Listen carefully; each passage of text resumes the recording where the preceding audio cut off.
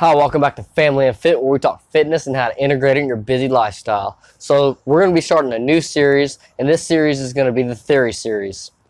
Essentially what we're going to do is go over different fitness topics that are not necessarily proven. Maybe they are proven, or maybe they're proven by very few studies. But we're mainly going to go over like controversial topics, things that seem very intuitive, or just things that just seem like it makes sense. And we're going to kind of talk about those things, kind of my thoughts and opinions, and also gathering other thoughts and opinions off of, Facebook groups and just other fitness influencers, and just basically everybody out there in the fitness community. So today's topic is going to be progressive overload. Progressive overload seems to be one of the best markers to show indication of progress in the gym. Almost everybody is essentially saying that you have to progressively overload all the time in order to be making progress.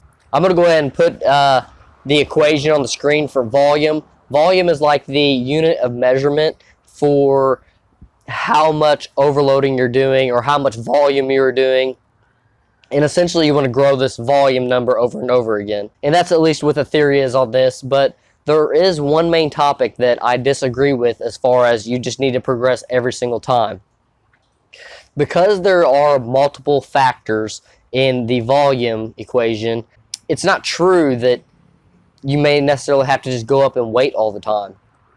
So let's just go ahead and go over the few things that may not potentially be able to go up every single time. You have your weight. The amount of weight that you are lifting may not go up every single time. The amount of reps that you lift for a weight may not go up every single time. Now, the thing that you can change almost no matter what is the amount of sets you're doing. Now, this will also increase your volume level and will also increase your progressive overload.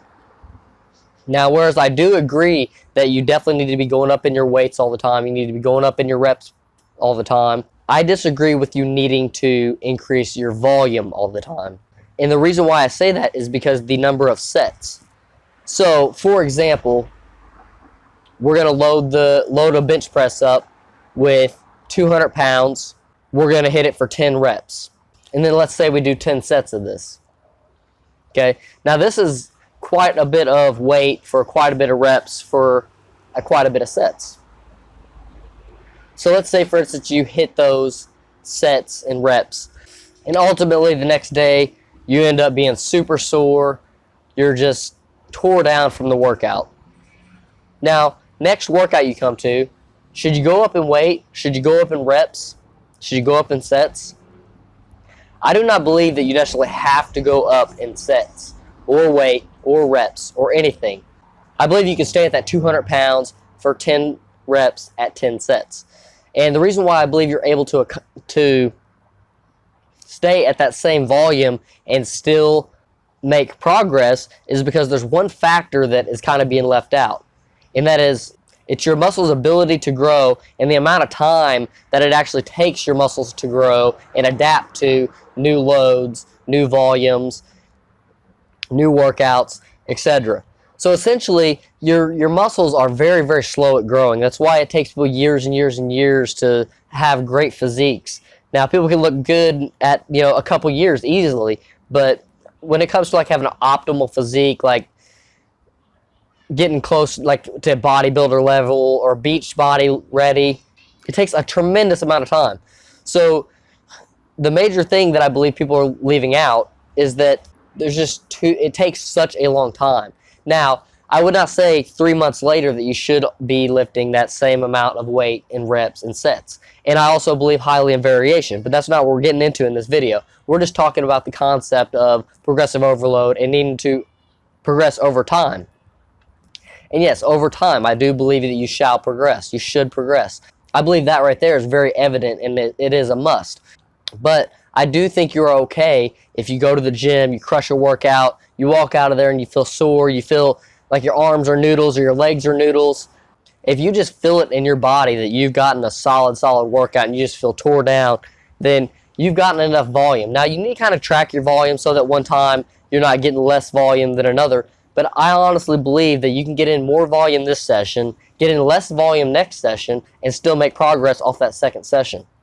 And it all goes back to the fact because your muscles can only adapt so much in a certain period of time. And that's essentially what muscle growth is. Your muscles adapting to the environment and to the tasks that you're giving them. So you give them heavier weights to lift, eventually they will adapt to lift heavier weights. If you give them more reps to lift, eventually they will adapt to lifting more reps. If you give them more sets to do, eventually it will adapt to lifting more sets. But that's for another video. The main thing to drive home here is that not every workout has to be harder, more intense, more voluminous than the last one. As long as you're walking out of the gym every day and just feeling like you gave it your all, your body is telling you it gave its all, then you know that you're going to make some progress. As long as your diet's on point, then you should be on track at the gym. The main purpose of these videos is to help people become more open-minded to different topics that are somewhat controversial, and to also help people that may be stressing out of like, oh my gosh, did I work out enough? Oh my gosh, I forgot to write down last session. How am I going to know next time if I'm going to make any gains or not? You don't got to worry about that. You know, you don't got to worry about such small details and worry about it so deeply. I want this journey to be something that somebody can stick to and something that is simple enough that anybody can follow. There's no reason for somebody to quit going to the gym because they think they got to track all their volume every single session and just become like a mathematical equation and like a job. You just don't want to do that. You want to have a very natural, you want to make going to the gym as fun as possible. You want to enjoy it as much as possible, especially if you're going to make a lifestyle out of it and integrate it into your life. You know, I believe fitness should be in everybody's life at some extent, and you know, it's completely changed my life. So let me know if you like this type of content, this theory series that we got going on here. I think I'm really going to enjoy it because there's a lot of people out there that want to, you know, try to throw around scientific evidence, whereas hardly anything in the fitness industry is actually scientific. There's very, very few studies on topics, and the studies that have been done have very few people in the study groups. You know, take everything you hear out there with a grain of salt. Take everything, like everything I'm saying here is completely unscientifically based. It's not necessarily advice. It is just to open people's minds so that way that they can go along with their fitness journey and not have to stress about things. Make sure to put down in the comments below if there's any other topics or ideas you want to go over in this theory series.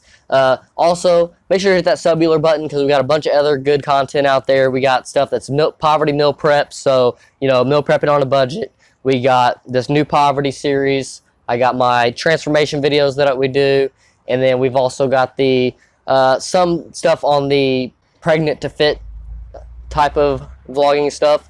We haven't really covered too much of that. It's just because of too much work. We just don't have enough time, as we know and as you probably know, because if you're like us, you're just busy all the time. You don't hardly have any time. That's what we specialize on this channel. So like I said, make sure you hit that sub-bueller button and that notification bell if you want to get notified whenever we post a video, and I'll really appreciate it. I appreciate all my subscribers and all my viewers.